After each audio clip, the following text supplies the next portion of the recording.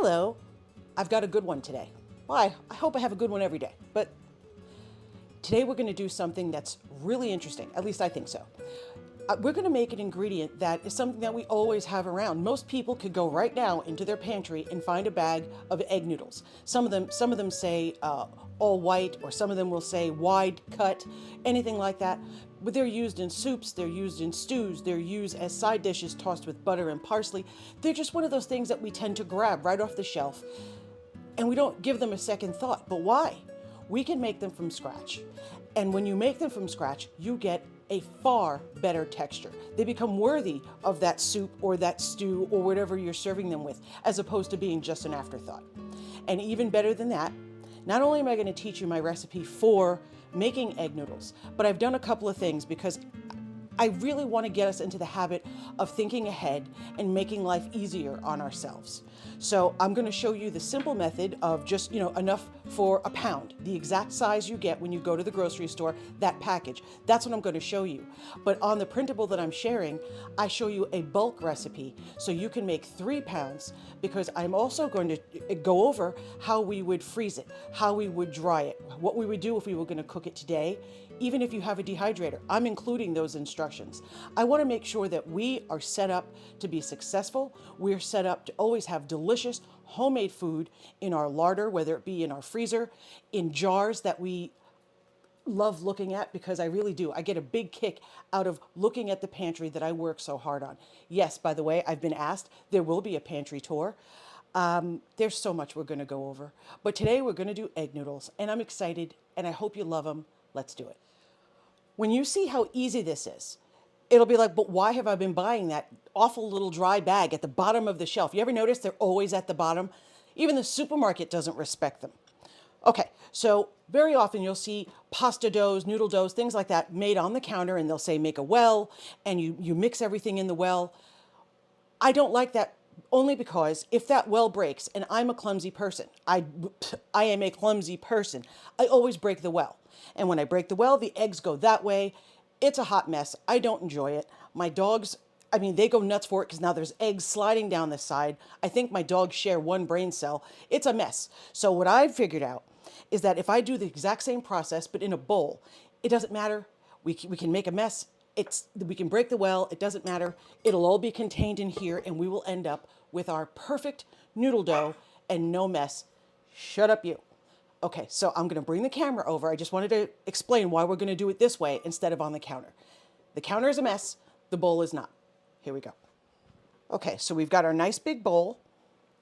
We've got our flour. Now, in this case, we have 2 cups of flour, but that's because we're making the 1 pound version. Don't forget, in the printable, there will be a bulk version, which is the one I usually do, but I don't think anybody wants to watch me do a recipe that big on TV. I think that would be awful.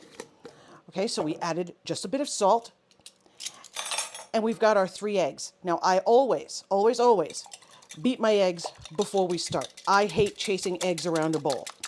So when you put them in whole, now you've got to deal with the yolk and the egg running in the yolk and the white running in different directions. I hate that game. Okay. So we're going to just, with a fork, mix up our salt.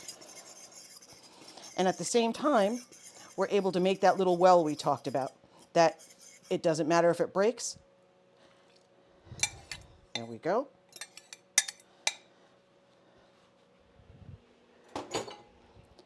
Now this becomes a very stiff dough. With a fork, we're going to just start to bring this together.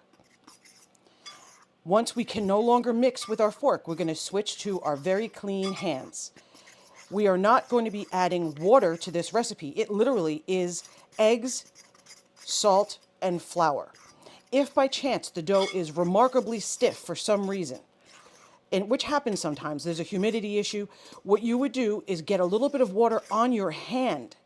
Don't even drip it into the bowl, just on your hand, and then continue kneading with the little bit of water that's stuck to your hand.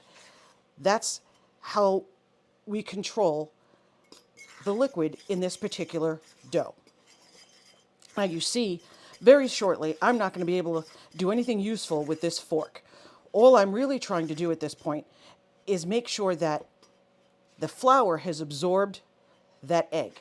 So when I stick my hand in here, I should not come across any raw, raw, of course it's raw, any running around egg. Okay, so I take it off of here. Hot flash, sorry. One moment. Honestly, I feel like I'm being attacked by my own body. Okay, so we're just going to knead this. You scoop up with your fingers, you roll it over on itself, and you push again. Now we're only going to bring it together in this bowl. Then we're going to move to a countertop so we can really get a better grip. But we don't want to move to the counter until we have a cohesive ball. And that'll take maybe 2 minutes. So you just pick it up and you just kind of press down and let it gather. The flour takes a couple of minutes to hydrate. So if it's giving you a hard time, you can even take a break for a moment and let that flour hydrate, and you'll find that it'll be able to pick up the little bit that's left. This is measured. We want to use all of it. Okay? Now, if you've ever made dough before, you'll know that when you roll it out too quickly, it fights back. It'll snap back at you when you're rolling it out. And that's because the dough needs to rest. We're exercising gluten right now. That's what makes dough so sticky and stiff. That's what gives our breads structure, all those good things. However, it's also the thing that will put up a real fight if the dough hasn't had a chance to relax. So now we've got our bowl of dough, and I'm going to move the camera, get it set up on the counter, and I'm going to show you the next step. Now, we do not want to put any flour on the board. That would incorporate into our dough, and we do not want that. Now, this dough is stiff. So if you have dexterity issues, your wrist is painful, arthritis, things like that, this might not be the method for you. I think you might be better off doing this in a food processor. But I'm doing such a small amount that I decided to just do it by hand, which is my preference. But with the larger recipe, I don't do it by hand. I'm not in my 20s anymore. Are you kidding? Okay, so this goes on for about 3 to 5 minutes or so, and we're just going to keep kneading until the dough ball is smooth and fairly supple, which is one of those weird words like moist that I don't know how I feel about. Anyway. And then when this is done and it's supple, I'm such a child, what we're going to do is we're going to rest this dough for 30 minutes. And that rest, again, is going to make sure that that gluten has had a chance to stop hating me so that we can go ahead, cut this into pieces that are manageable. If you try to roll this whole thing out, because you have to roll it out really, really thin, that would just be awful. So you cut it into pieces that you can work with. And we'll get to that. I'm jumping ahead. I'm switching hands, so I'm not going to make you sit here and watch this. I'm going to go ahead and turn the camera off. And next time you see me, we will have beautifully rested dough, 30 minutes. More than this, don't stop here. Okay, so it's been 5 minutes, and you see the dough does have some give, but it's not nice and perfectly smooth. It will be much smoother after it's had a chance to rest. So you just cover it with a bowl so it doesn't dry out. We don't want it to get a crust or anything on top. And we don't want to waste plastic wrap when we can just cover it with a bowl. Okay? We have to save our money for fun stuff. Plastic wrap's not on the list. I'll see you in just a little bit, about 30 minutes. So our dough is rested. I cut it into 4 pieces. Now I cut it into 4 pieces because it's easier for me to roll out than rolling it as one giant piece. That would be just exhausting, and I don't have the interest in trying to make myself pass out to try to do this quickly. So you want to make sure that you keep, in fact, I'll move it to a different spot so I can, but you want to keep your dough covered. The dough that you're not working with, you want to keep covered. The last thing we want is for there to be any drying. We don't want the dough to get a crust on it. We want to use the least amount of flour that we can to roll this out. So I'm just covering it on both sides. Now I'm using a nice big heavy pin. Use what you have. This is just a really old pin that I have, but when I'm working with something like this, I like the pin. Let me see if I'm in the, Yes, I like the pin with the handles on it because it gives me a little more leverage when I'm doing something like this, as opposed to one of my French pins or something like that that doesn't have handles. But if that's all I had, I'd use what I have. I would not go out to run out and buy another pin over something like this. And you're going to roll, and then you're going to keep turning it over and moving it around. You want to make sure you are not sticking. Okay, and then we're going to make sure that this is thin enough that it is thinner than what if you were rolling out pie dough would be, but thicker than what you would have pasta. Egg noodles are not as thin as just your average pasta, spaghetti or something like that. This is slightly thicker. You want a little bit more bite, more texture. That's the whole point. Okay, so I'm not going to have you sit through this. I'm going to roll this out and I'll come right back and show you. Plus, I may sweat to death, and I don't think we want that on film. Okay, so I have 2 of the 4 rolled out, and you see they're not really sticking to the board. There was very little flour on the board, and look how thin. Now, if you have a pasta machine, which I do, this is a perfect candidate for that, but I didn't use it because I don't know that everybody has one. And I don't ever want to make people feel like there's a cost of entry. Like if I don't have a pasta machine, I can't do this. Because it's not true. Our grandmothers used to do this with nothing more than a rolling pin. And so that's why I decided to do this. Now, of course, I'm overheated, but that's okay. I'll survive. Now, I'm going to roll out the other 2. I have 2 rolled out, but let me just show you something. When you're making egg noodles, if you notice when you go to buy them, there are some that are very, very thin. And that's what you would drop into like a soup. Actually, here's my thing about that. I never put the noodles directly into the soup or anything like that. I cook them separately and I put them in each bowl. That way, when you put the soup or anything on top, the leftover soup doesn't get destroyed by noodles that are now overcooked and what we call hammered. We don't want that. So if you cook them and you put them in the bowl and then you put the nice hot soup or the stew or whatever it is that you've got on top, that makes sure that the dish that's left behind, the leftovers, are not destroyed and having all the beautiful broth soaked up by noodles that are just all now completely mushy and falling apart. That's just a side note. However, but when you're doing something like that for soup, you cut them very thin. When you want to do them like the wide noodles, well, those are fun too. So you just roll them. How thick do you want your noodles? You roll this way. Okay, and then you pick your width and you just cut. Do they have to be exact? Of course not. This is homemade. This isn't a factory, and that's really the point. We don't need them to be exact. Now, when you get egg noodles at the shops, they are much shorter than this. So then you unroll and you just give them a cut. And now what we're going to do is, I like them just like that. That's exactly how you find them in the market. If you want them to look more familiar. Okay, so you can just go ahead and unroll them all and give them a quick cut. If they're very, very long, you cut them into 3. Okay? And we're going to lay these out on a sheet pan that's lined with parchment paper.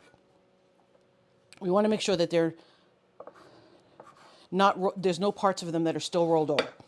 We're going to lay them out on parchment paper and we're going to let them air dry. Now, even if you were going to cook these today, you want to let them air dry for at least an hour because you're going to get a better texture. Hey, stop it. You're going to get a better texture doing it that way. If you want to let them dry so that you can keep them in your pantry for a few weeks, you dry them until they are completely 100% dry all the way through and they will snap for you. And you do that by making sure that they're dusted with a little bit of flour. You leave them on your sheet pan and it probably take about 24 hours for them to be completely dry. You do not want to put them into a container to be stored if they are even slightly moist. They have to be bone dry.